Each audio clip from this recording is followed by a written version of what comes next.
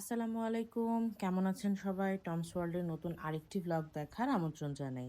সকালবেলা ঘুম থেকে উঠেই কিচেনে চলে গিয়েছি। কিচেনে গিয়ে জানালা খুলে দিলাম, আর এদিকে নিহামও সাথে উঠে গিয়েছে। ওকে ব্রাশ করতে দিলাম, সাথে নাস্তা বানিয়ে নিচ্ছি। মাসের শেষ, তাই সবকিছু শেষের দিকে। মাসের বাজার করতে হবে। এদিকে আমি চা বানিয়ে নিচ্ছি। ছেলেদের পকেটে টাকা না থাকলে ছেলেদের মাথা গরম থাকে, এটা তো সবাই আমরা জানি, কিন্তু মহিলাদেরও যে বাসায় বাজার না থাকলে মাথা গরম থাকে। নাস্তা খেয়ে বাজারের লিস্ট করতে বসবো। বাজারের লিস্ট করে তারপরে চলে যাব দুপুরের রান্নার দিকে। আজকে তো ফ্রিজে তেমন কোনো কিছুই নেই, আছে শুধু ডিম, তো সেই ডিমটাই রান্না করব। ডিম রান্না করব, তবে একটু অন্যভাবে রান্না করব। সেটার জন্য আমি পেঁয়াজ কুচি করে নিয়েছি, ডিম সেদ্ধ করে সেটাও কুচি করে নিয়েছি, সাথে আমি একটু কাঁচামরিচ আর টমেটোটাও কুচি করে নিচ্ছি। ইউজুয়ালি আমরা তো ডিম ভুনা করে খাই অথবা ডিম অমলেট করে খাই, কিন্তু আজকে আমার মাথায় এলো ডিমটা সেদ্ধ করে এভাবে কেটে আমি রান্না করি।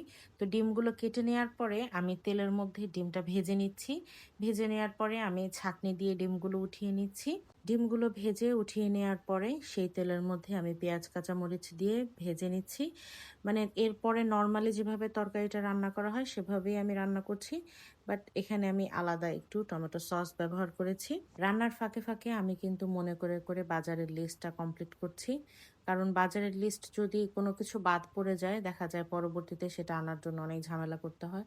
যেহেতু আমি সবসময় দোকানে গিয়ে জিনিসপত্র আনি না, মাসের বাজারে একবারে যা যা দরকার তা নিয়ে আসা হয়। আর ফ্রিজে ছিল এক প্যাকেট গুঁড়া মাছ, সেই গুঁড়া মাছটা আমি চচ্চড়ি বানিয়ে নিচ্ছি। তো এখানে আমি আলু বেগুন টমেটো দিয়ে চচ্চড়ি বানিয়েছি আর দুপুরের খাবার দাবার খেয়ে নিচ্ছি। আমার ব্লগটা আমি এখানেই শেষ করছি। সবাই ভালো থাকবেন, সুস্থ থাকবেন, দেখা হবে নেক্সট ব্লগে। সেই পর্যন্ত আল্লাহ হাফেজ।